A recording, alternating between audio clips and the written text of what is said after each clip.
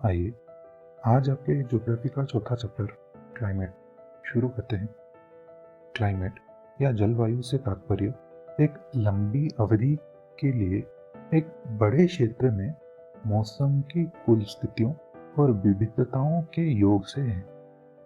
Weather या मौसम किसी भी समय में किसी भी क्षेत्र के वायुमंडल की स्थिति को दर्शाता है। जलवायु और मौसम के तत्व समान हैं, जिनमें तापमान, वायुमंडलीय दबाव, हवा, ह्यूमिडिटी और बारिश शामिल हैं। भारत में जलवायु को बारिश वाले जलवायु के रूप में वर्णित किया गया है, जो एशिया के दक्षिण और दक्षिण पूर्व में पाया जाता है।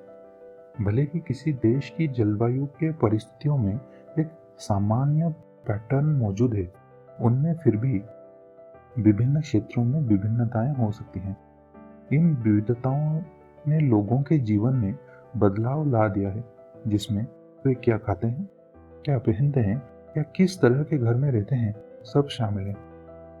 Climate control. जलवायु को प्रभावित करने वाले कारक मौजूद हैं, जिनमें लैटिट्यूड, अल्टीट्यूड या ऊंचाई, दबाव और पवन प्रणाली, समुद्र से दूरी, सागर की लहरें और रिलीफ फीचर्स शामिल हैं। आइए लैटिट्यूड के साथ क्लाइमेट कंट्रोल के बारे में जानना शुरू करते हैं।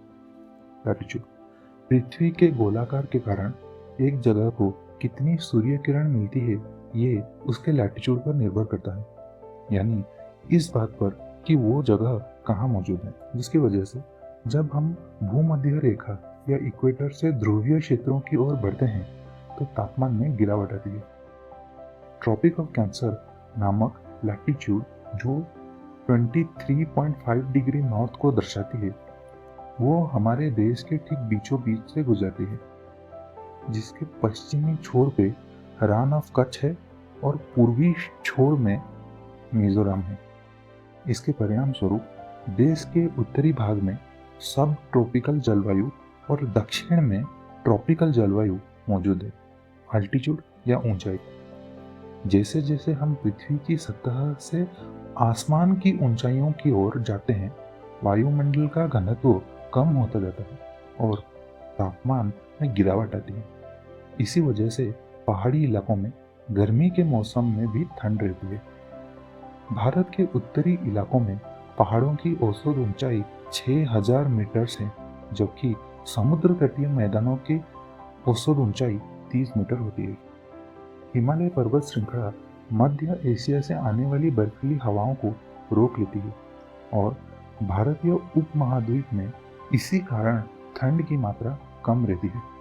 हवा का दबाव और हवाएं। किसी भी जगह का दबाव और हवा प्रणाली इस बात पर निर्भरशील होती है कि उस जगह की समुद्र तट से ऊंचाई कितनी है और वो कहाँ स्थित है।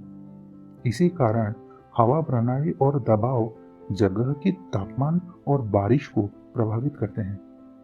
भारत के जलवायु को नियंत्रित करने वाली वायुमंडलीय स्थितियों या एटमॉस्फेरिक कंडीशंस में हवा का दबाव और सतही हवाएं, ऊपरी वायुमंडल का वायु संचार और पश्चिमी चक्रवातों से हुई अशांति और ट्रॉपिकल चक्रवात शामिल है।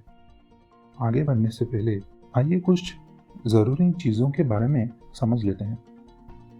कोरोलिस फोर्स एक ऐसा बल है जो पृथ्वी के अपने चारों ओर घूमने से पैदा होता है। इसी के कारण हवाएं पृथ्वी के उत्तरी भाग में दाईं ओर और दक्षिणी भाग में बाईं ओर बहती हैं। इस घटनाक्रम को हम फेरेल्स लॉ के नाम से जानते हैं। भारत उत्तर पूर्वी हवाओं के इलाके में स्थित है। ये हवाएं उत्तरी हेमिस्फीयर के सब ट्रॉपिकल हाई प्रेशर बेल्ट से शुरू होते हैं।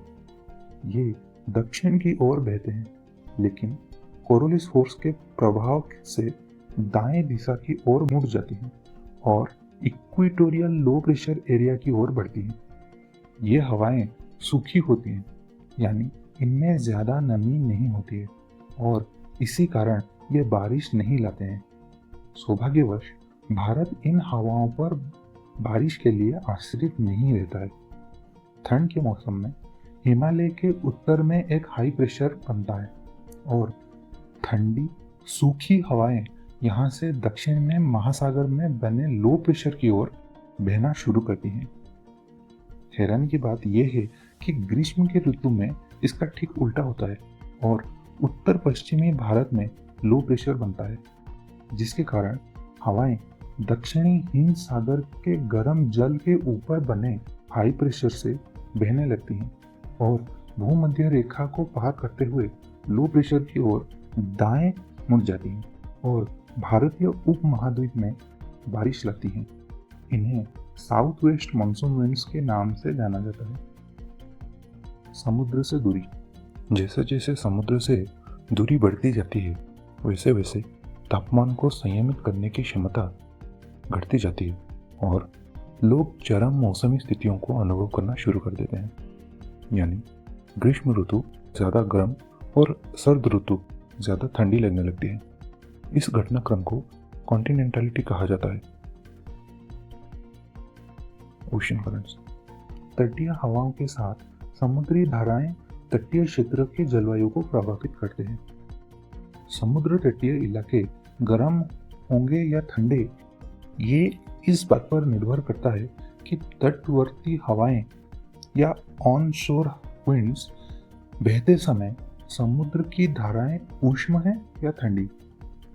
भूभाग की विशेषताएं। ऊंचे पर्वत गर्म या ठंडी हवाओं के लिए रुकावट का काम करते हैं और इस प्रकार जगह के जलवायु को प्रभावित करते हैं। अगर इनकी ऊंचाई बहुत ज़्यादा हो तो ये बारिश वाले बादलों को भी रोक सकते हैं। इसी के साथ आपका चैप्टर क्लाइमेट का पहला भाग समाप्त होता है। अगले हफ्ते आपके क्लाइमेट चैप्टर का पार्ट 2 द सीजन्स आने वाला है। आपसे जल्द मुलाकात होगी।